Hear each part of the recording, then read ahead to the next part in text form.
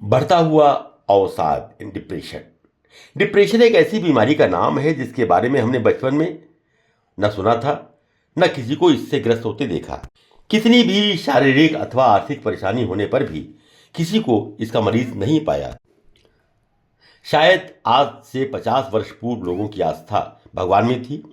वो मुसीबत आने पर उनको याद कर मन में संतोष कर लेते थे कि भगवान कभी तो उनकी सुनेंगे और उसका शारीरिक और आर्थिक संकट दूर होगा। परंतु इधर पिछले 20-25 वर्ष में ये बीमारी लगातार तेजी से बढ़ रही है। यहाँ तक कि वृद्धों के अलावा बच्चे, नौजवान और बुजुर्ग भी इसके शिकार हो रहे हैं। दूसरों को देखकर होड़ में लगे हुए लोग पहले हीन भावना से ग्रस्त होते हैं, फिर जरा सी ठोकर खाने पर चिंताग्रस्त और थोड़े दिनों में अवसाद के शिकार हो जाते हैं। हमेशा सोचते रहते हैं और नकारात्मक सोच उनके जीवन में उतर आती है।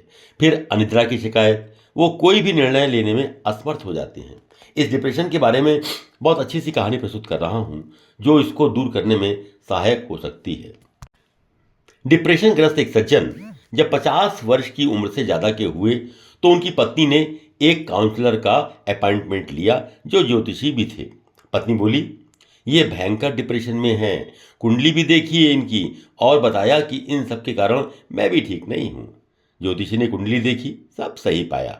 अब उन्होंने काउंसलिंग शुरू की, कुछ पर्सनल बातें भी पूछी और सज्जन की पत्नी को बाहर बैठने को कहा। सज्जन बोलते गए, बहुत परेशान हूँ, चिंताओं से दब गया हूँ, नौकरी का प्रेशर, बच्चों के एजुकेशन और जॉब की टेंशन, घर का लोन, कार का लोन, कुछ मन नहीं करता। दुनिया मुझे तोप समझती है पर मेरे पास कारतूस जितना भी सामान नहीं। मैं डिप्रेशन में हूँ, कहते हुए पूरे जीवन की किताब खोल दी। तब विद्वान काउंसलर ने कुछ सोचा और पूछा, 10वीं में किस स्कूल में पढ़ते थे? सज्जन ने उन्हें स्कूल का नाम बताया। काउंसलर ने कहा, आपको उस स्कूल में जाना होगा। आप वहां से आपकी जो 10वीं क्लास का रजिस्टर था ना, उसे लेकर के आइए। अपने साथियों के नाम देखिए और उन्हें ढूंढकर उनके वर्तमान हालचाल की जानकारी लेने की कोशिश करिए। सारी जानकारी को डायरी में लिखिएगा और 1 माह के बाद मुझे पुनः मिलिएगा। सज्जन स्कूल गए, मिन्नतें कर रजिस्टर ढूंढवाया, फिर उसकी कॉपी करा लाए जिसमें 120 नाम थे। महीना भर दिन रात कोशिश की, फिर भी बमुश्किल अपने 75-80 सहपाठियों के बारे में जानकारी एकत्र कर पाए। आश्चर्य, उनमें से 20 लोग मर चुके थे, 7 विधवा विधुर और 13 तलाकशुदा थे।